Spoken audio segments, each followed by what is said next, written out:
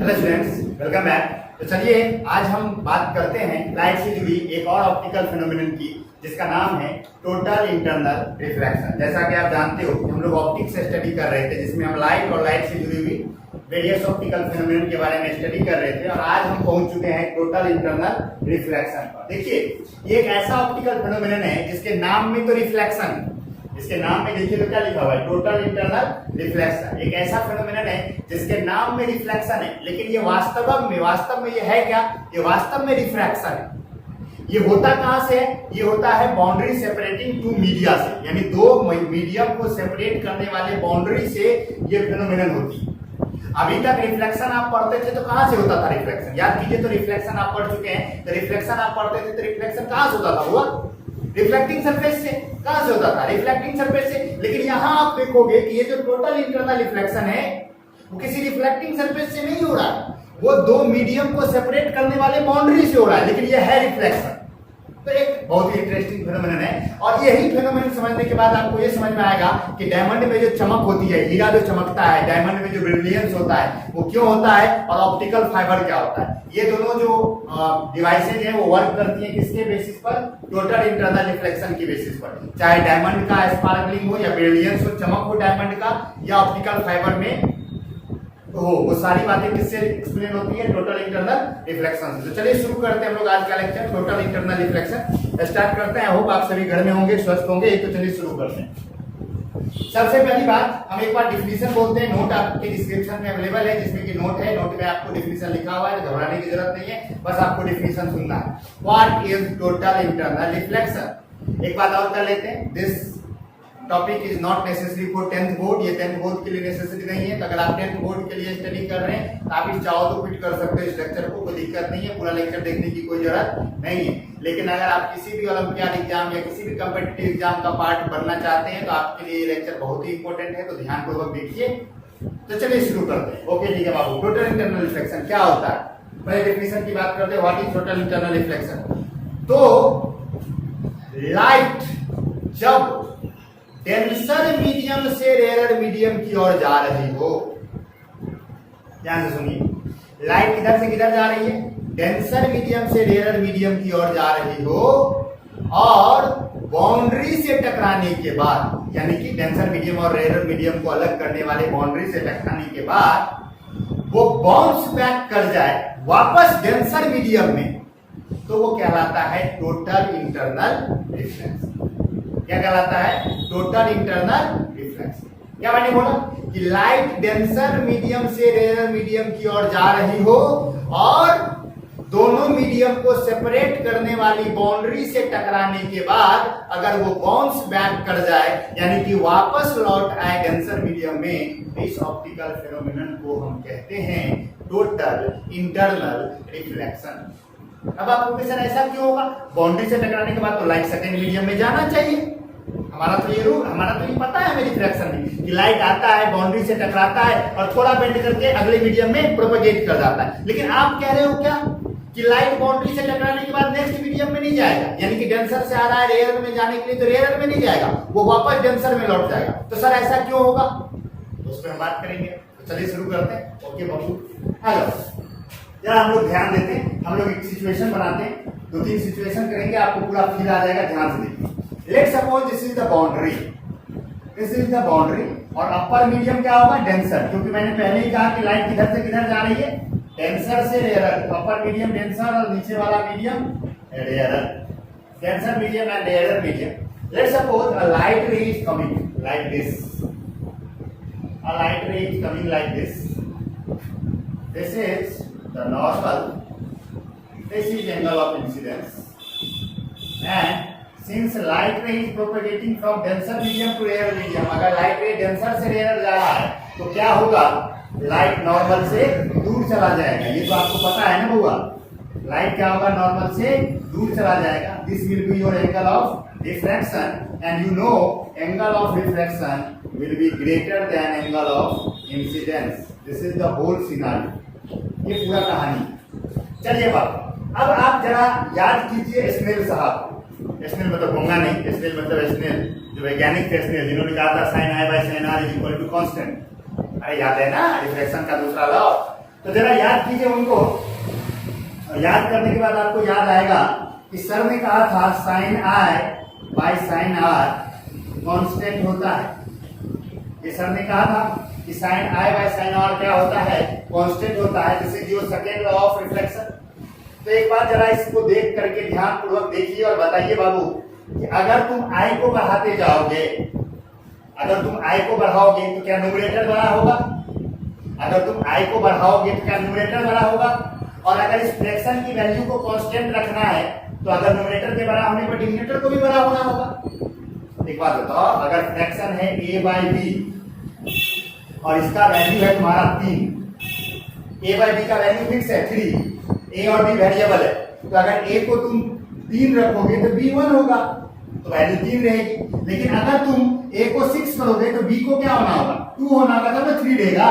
यानी तुमने जब न्यूमरेटर को इंक्रीज किया तो डिनोमिनेटर भी इंक्रीज हुआ ना, समझ रहे हो बात? तो किसी भी फ्रैक्शन की वैल्यू अगर कांस्टेंट होती है, रेशियो की वैल्यू अगर कांस्टेंट होती है, तो अगर न्यूमरेटर की वैल्यू बढ़ती है तो डिनोमिनेटर की वैल्यू को भी क्या होना होता है, बढ़ना होता है, तभी वो कांस्टेंट रह पाएगा, नहीं तो कांस्टेंट रहेगा ही नहीं। तो यहाँ पर जरा इस सिचुएशन को गौर से देखिए, और हमारा गोलू ये काम कर रहा है। अगर गोलू इज हियर,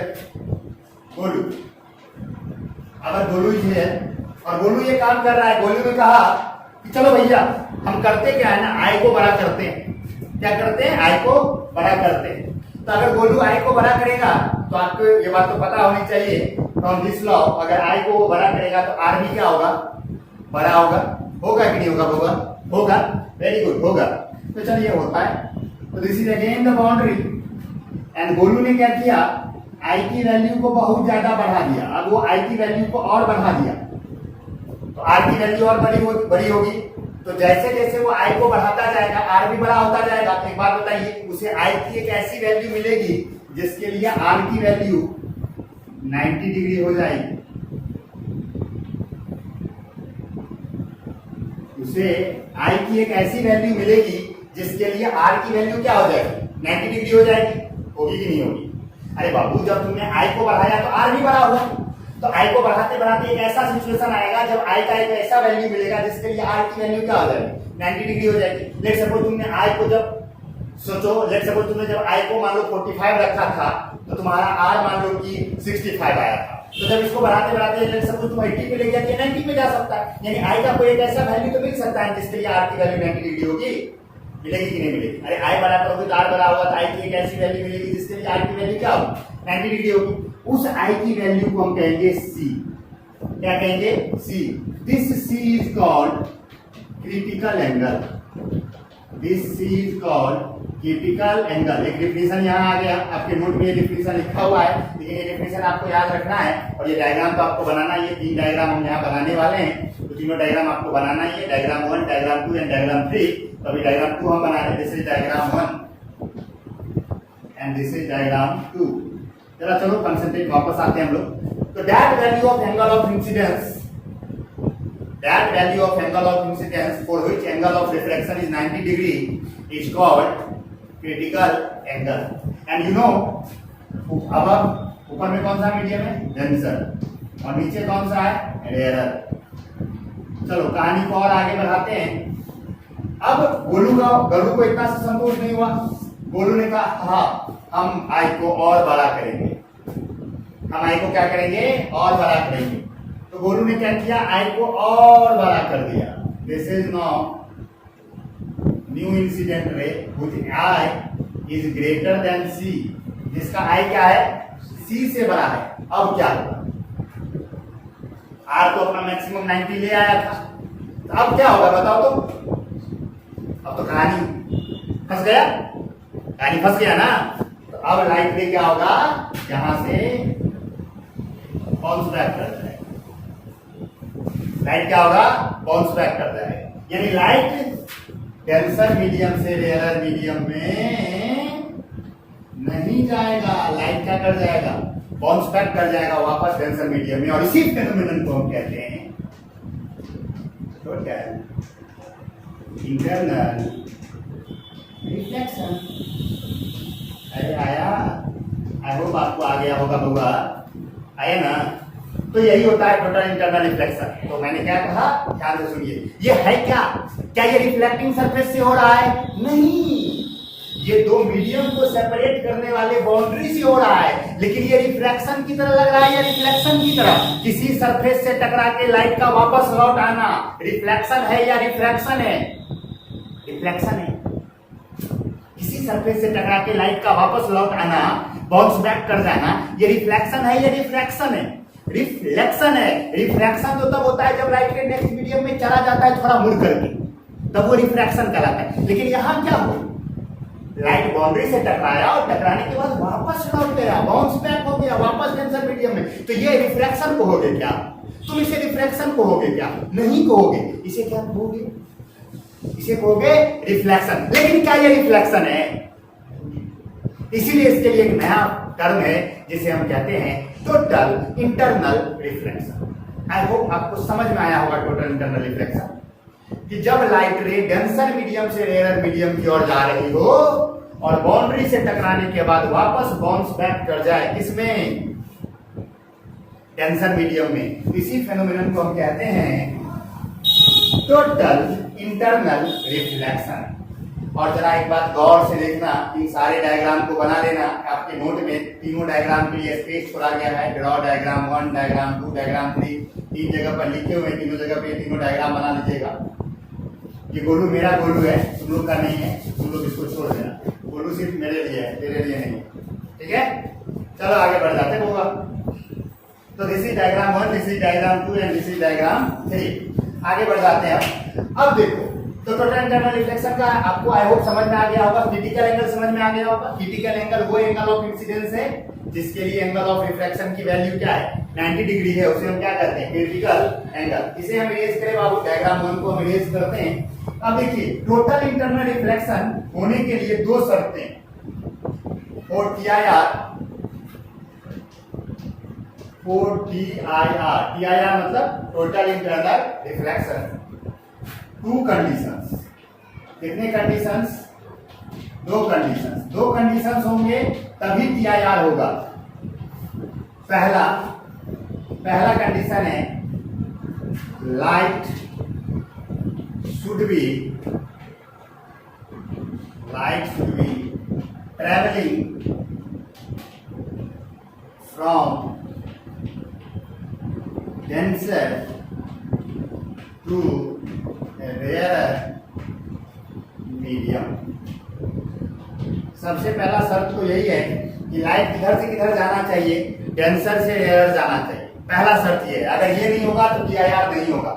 क्यों नहीं होगा हम तुरंत बात करने वाले। और दूसरा कंडीशन है कि एंगल ऑफ इंसिडेंस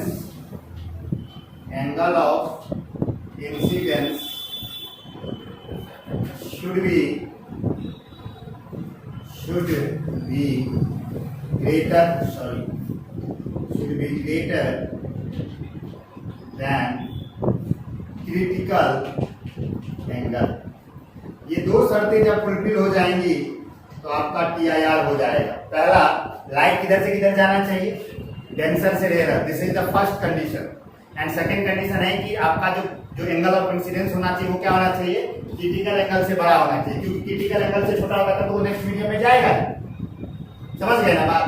कि टोटल इंटरनल रिफ्लेक्शन का मतलब क्या? नेक्स्ट मीडियम में ना जाए, वापस लौट आए। तो वापस कब लौटेगा? जब आपका angle of incidence critical angle से बड़ा होगा। अब आपके मन में ये क्वेश्चन आ रहा होगा कि सर ऐसा क्यों है कि सिर्फ आप कह रहे हो डेंसर से रेयर में ही टोटल इंटरनल रिफ्लेक्शन होगा,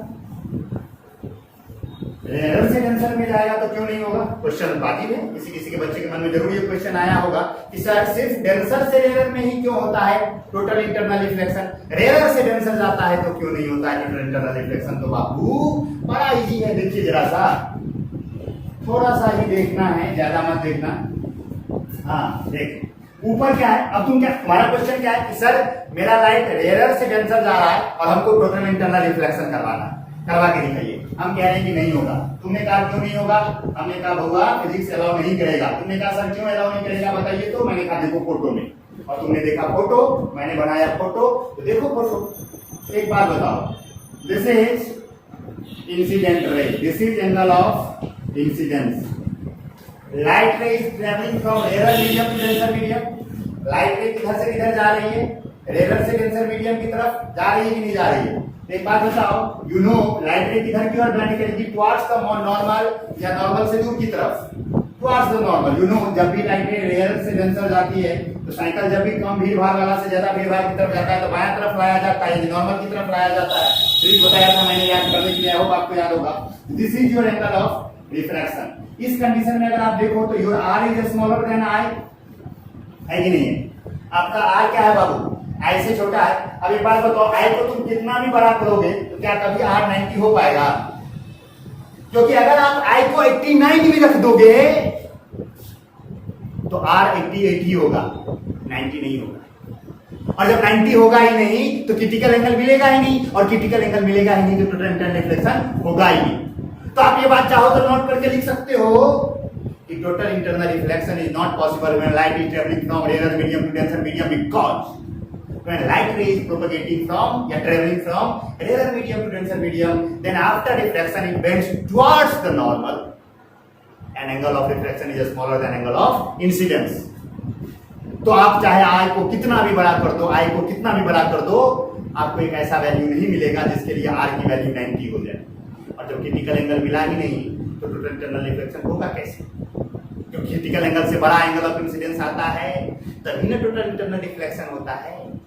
अरे आया समझ में? तो this is the must condition, यानी कि आपको अगर टोटल इंटरनल रिफ्लेक्शन करवाना है तो light should must be travelling from denser medium to rare medium and your angle of incidence should be greater than critical angle. अब आप कहोगे सर क्रिटिकल एंगल का वैल्यू कैसे निकालें, ये भी बता दीजिए। क्रिटिकल एंगल का वैल्यू क्या होगा ये भी तो बता दीजिए। मैंने कहा कोई बात नहीं बाबू, चलो बता देते हैं, इसमें क्या है, यही तो मेरा काम है। तो ये डायग्राम आप चाहो क्या बनाओगे, ये चाहो तो ये स्टेटमेंट लिख लेना, नोट करके स्टेटमेंट लिख लेना कि TIR is not possible when light ray is traveling from denser medium, rarer medium to denser medium, because when this happens then angle of refraction is always smaller than angle of incidence. angle of refraction हमेशा क्या होता है, angle of incidence से छोटा होता है, इसीलिए नहीं होता। और आप चाहो तो उसके बाद ये डायग्राम बना सकते हो जो मैंने अभी रेज किया, और स्क्रीनशॉट को ले लिया होगा आपने।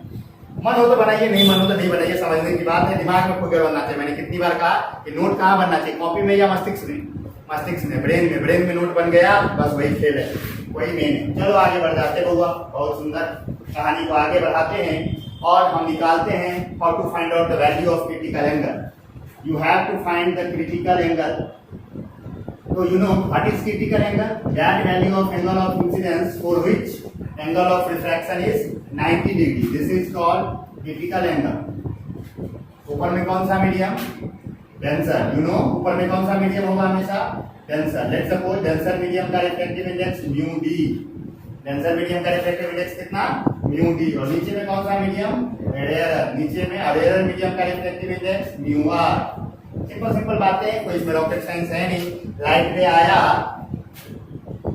आया टकराया और ये लाइट रे किसके बराबर है? सी के बराबर है। आई किसके बराबर है? सी के बराबर। तो यू नो जब आई सी के बराबर होगा तो क्रिटिकल एंगल जब होगा तो एंगल ऑफ रिफ्लेक्शन की वैल्यू क्या होगी?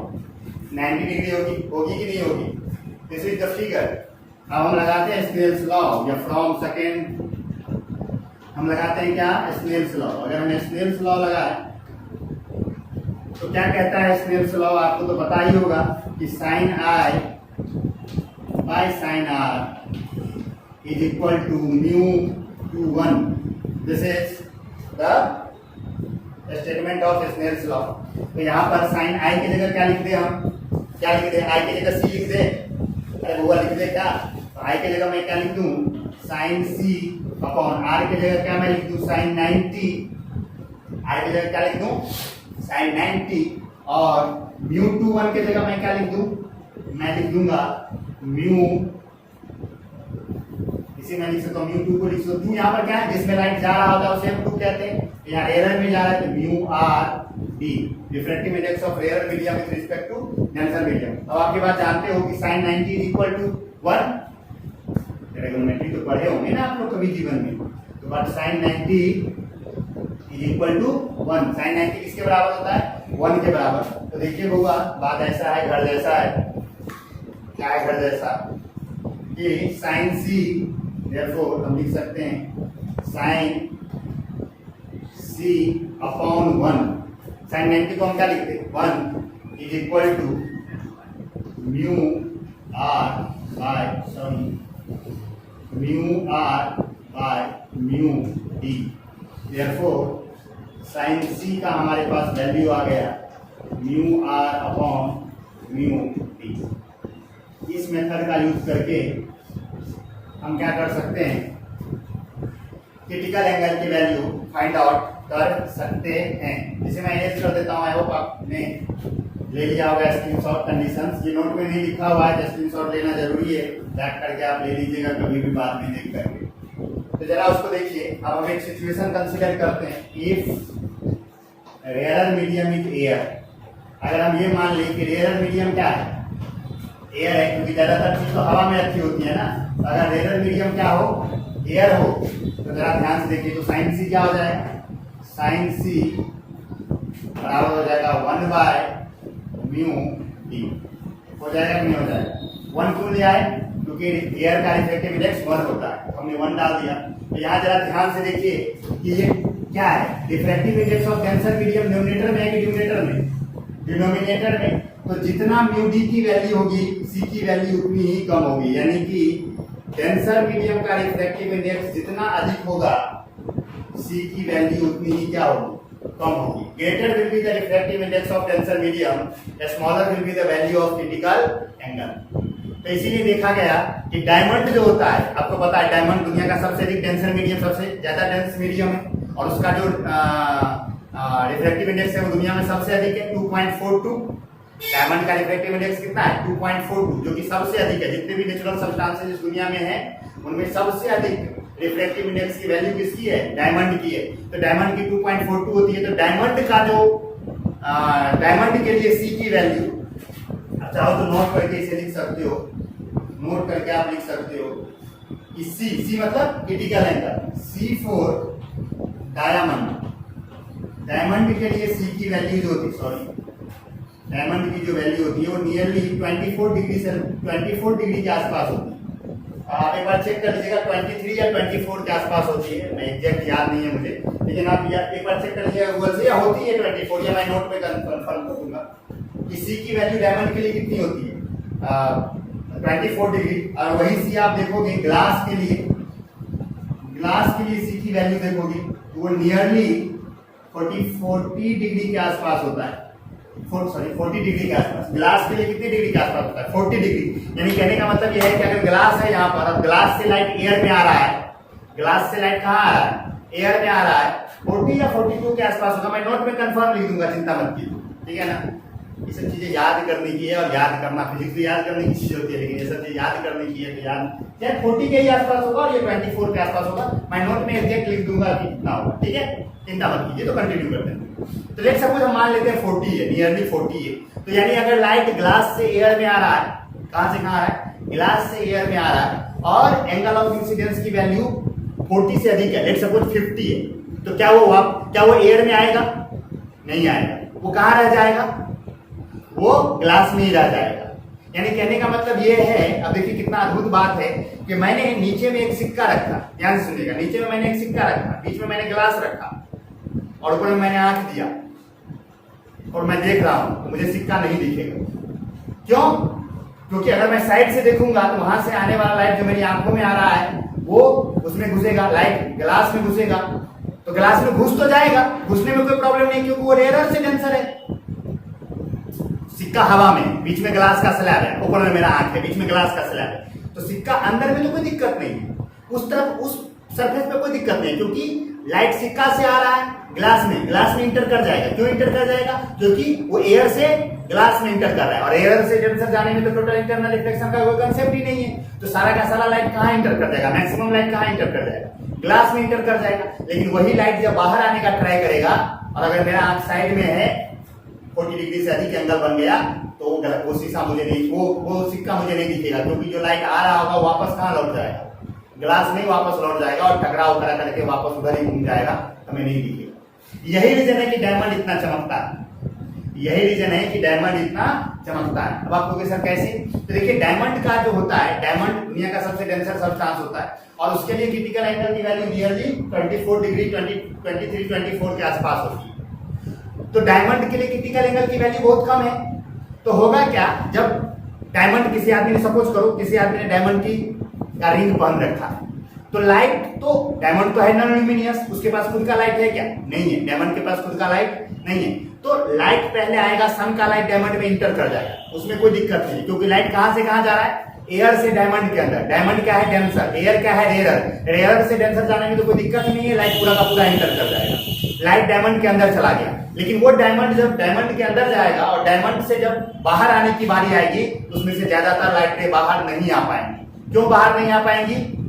क्योंकि जब वो वापस आने का ट्राई करेगा तो जो भी लाइट रे का angle of incidence 24 degree Celsius से अधिक होगा, वो डायमंड के अंदर ही फंस जाएगा और वो डायमंड के अंदर क्या होगा? भटकता रहेगा। लेकिन अब आप ये भी जानते हो कि अलग अलग कलर ऑफ लाइट के लिए रिफ्रैक्टिव इंडेक्स की वैल्यू अलग अलग होती है। तो होगा क्या कि रेड कलर बाहर आ जाएगा, वायलेट अंदर में फंस जाएगा, फिर कभी वायलेट बाहर आएगा, मतलब इस तरह से खेल होता रहेगा। और हमें क्या लगेगा? डायमंड जगमग जगमग चमक रहा है। क्यों चमक रहा है? क्योंकि टोटल इंटरनल रिफ्लेक्शन हो रहा है। जो लाइट डायमंड के अंदर जा रहा है वो एक साथ बाहर नहीं आ रहा है, वो टुकड़ों में बाहर आ रहा है। कोई लाइट रे टकरा रहा है, कोई लाइट रे ऐसा होता है जिसके लिए एंगल ऑफ इंसिडेंस 24 से अधिक हो जाता है तो बाहर आ जाता है, जिसके लिए भी 24 से जिसके लिए एंगल ऑफ इंसिडेंस की वैल्यू 24 से कम होती है वो बाहर आ जाता है, और जिसके लिए भी 24 से अधिक होती है वापस डायमंड में ही फंस जाता है। तो लंबे समय तक वो लाइट डायमंड के अंदर घूमता रहेगा और जगमग जगमग डायमंड करता रहेगा। और डायमंड के चमक को और ज्यादा बढ़ाते हैं कौन? उसको पॉलिश करने वाले। डायमंड को जो आदमी पॉलिश करते हैं, डायमंड को जो पॉलिश करने वाले लोग होते हैं, डायमंड का पॉलिशिंग का मतलब क्या हुआ? वो उसको इस तरह से पॉलिश करते हैं, यानी छाटते उठते हैं, इस तरह से कटिंग करते हैं डायमंड का कि उसमें जो लाइट इंटर करे तो मोस्ट ऑफ द लाइट का क्या हो? एंगल ऑफ इंसिडेंस 24 से अधिक ही हो। उसको हम पॉलिश कर देते हैं, सरफेस को देखते हैं। डायमंड का शेप कभी आप देखे होंगे ऐसे षटकोण जैसे ऐसे बनाया रहता है, तो ऐसा शेप क्यों बनाया जाता है? जिससे कि मैक्सिमम लाइट का टोटल इंटरनल रिफ्लेक्शन। और आपको जानकर ये गर्व होगा कि पूरे दुनिया में जितना डायमंड बिकता है उस डायमंड का नियरली 90% हमारे भारत में ही पॉलिश होता है। और उसमें हमारे भारत में एक शहर है गुजरात के अंदर जिसका नाम है सूरत, जो पूरे वर्ल्ड में एक्सपोर्ट होने वाले डायमंड के पॉलिशिंग का सबसे मेन हब है। जितने भी डायमंड बिकते हैं उनमें डायमंड की पॉलिशिंग सबसे अधिक होती है गुजरात, सूरत में। आप ये जीके का भी क्वेश्चन है, हाँ हिस्ट्री भी क्या हो गया, जनरल नॉलेज भी हो गया, तो ये समझ में आ गया। तो डायमंड का जो ब्रिलियंस है, जो चमक है, वो किसकी वजह से? टोटल इंटरनल रिफ्लेक्शन की वजह से। आई होप आपको समझ में आया हो। फिर उसके बाद अगर आप बात करो तो जो ऑप्टिकल फाइबर होती है, ऑप्टिकल फाइबर आपने कभी देखा है?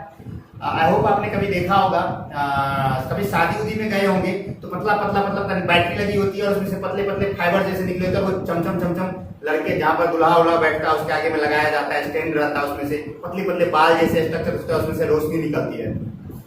ठीक है, वीडियो में ही मैं यहाँ पर एक ऐड कर दूंगा, फोटो आपको दिख रहा होगा। तो इस तरह का होता है, इसे कहते हैं ऑप्टिकल फाइबर। तो ये जो ऑप्टिकल फाइबर कैसे बनाया जाता है? ये ऑप्टिकल फाइबर का इस्तेमाल किया जाता है लंबी लंबी दूरियों तक। हमें जब किसी भी वेव को पहुंचाना होता है, लाइट को मान लो लंबी डिस्टेंस तक हमें पहुंचाना है, या किसी भी इलेक्ट्रोमैग्नेटिक वेव को अगर हमें लंबे डिस्टेंस तक पहुंचाना है, हम ऑप्टिकल फाइबर का इस्तेमाल करते हैं। ऑप्टिकल फाइबर में क्या होता है? ऑप्टिकल फाइबर के अंदर में एक डेंसर मीडियम होता है। ऑप्टिकल फाइबर के अंदर में एक डेंसर मीडियम होता है और उसके ऊपर से एक रेयर मीडियम की कोटिंग होती है। अंदर में कौन सा मीडियम? डेंसर, और ऊपर से कौन सा मीडियम? रेयर। और हम लाइट को क्या करते हैं? डेंसर मीडियम से पास करवाते हैं। तो लाइट डेंसर मीडियम में दौड़ना शुरू करता है, लेकिन वो लाइट जब डेंसर मीडियम से बाहर आने का ट्राई करता है तो ऊपर में कोटिंग किसकी है? रेयर मीडियम की। तो रेयर मीडियम की कोटिंग होने की वजह से उसका क्या हो जाता है? टोटल इंटरनल रिफ्लेक्शन हो जाता है और वापस किस में लौट जाता है? डेंसर में ही लौट जाता है। और इस विधि से लाइट क्या होता है? लंबी दूरी तक जाता है।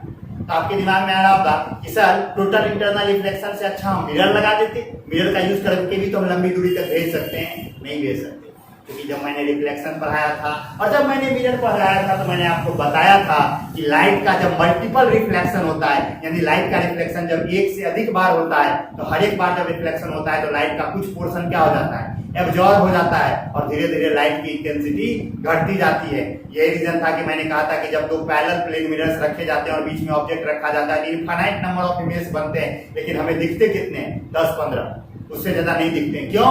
क्योंकि हर एक बार जब रिफ्लेक्शन होता है तो लाइट की इंटेंसिटी घटती चली जाती है और उससे आगे हमें दिखता नहीं है। लेकिन टोटल इंटरनल रिफ्लेक्शन ये इस मामले में अच्छा है, क्योंकि जब ये होता है तो लाइट नहीं के बराबर एब्जॉर्ब होता है, लाइट एब्जॉर्ब होता ही नहीं, सिर्फ लाइट का रिफ्लेक्शन होता है, 100% रिफ्लेक्शन।